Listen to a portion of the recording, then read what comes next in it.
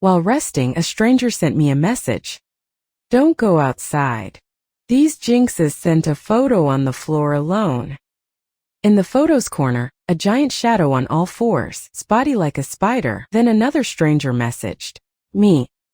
Jinxia sent another foe, and at the trail's end a man's severed head.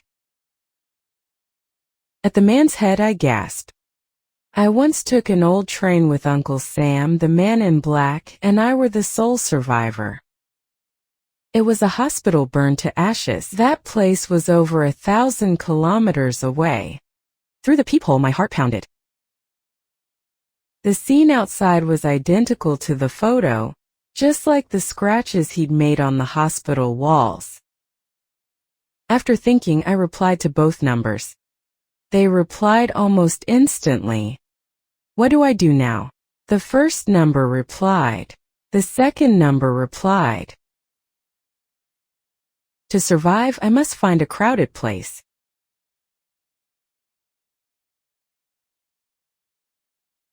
So I immediately left. I had no choice.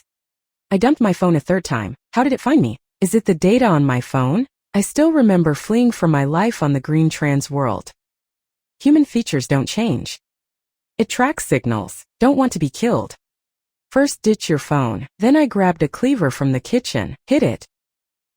Now to a crowded place. It uses scent.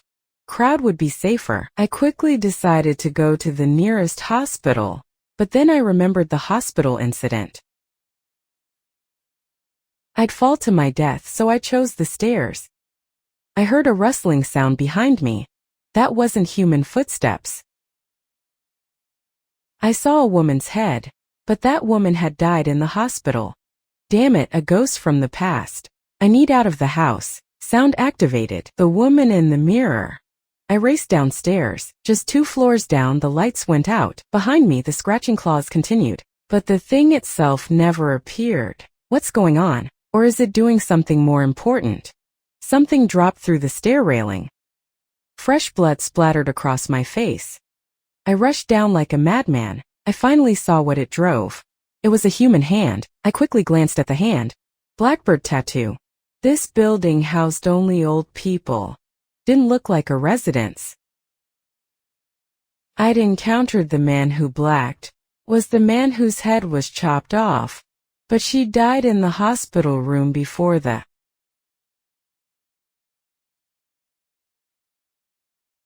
The men in black always appeared loudly, all the residents, but now in the stairwell only its claws scratching. No sign of the men in black. I memorized that Blackbird tattoo. I quickly left the building. My rideshare had arrived. 10 minutes later I reached the mall. First thing I bought perfume. Then I walked toward the most crowded area. This perfume might buy me time to escape. Otherwise, on the bench I kept thinking what happened. She appeared and killed everyone. She slaughtered again. Hundreds died. I was even pierced right through my chest. My wound miraculously healed, but it had to be her, especially when I finally left. I heard a strange sound.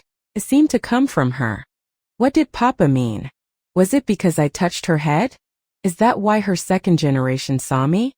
Uncle Sam said the first one was lab bred. It didn't know its place in the food chain. It needed to kill to prove itself. Her second generation had a purpose. Sacrificed herself to shield me from the fire. Left me with an intriguing expression. What did that unique expression mean? I thought she'd always chase me, so I hid over 1,000 kilometers away, but she came so fast. These questions weighed on my heart like mountains. Could one of them be the blackbird? Who was the other? I was trapped. Suddenly, the mall erupted into chaos. The crowd pushed towards the restroom. I tried to leave, but the crowd swept me along. Then whispers spread through the crowd. Several people listened. Again, those mirror-smooth cuts.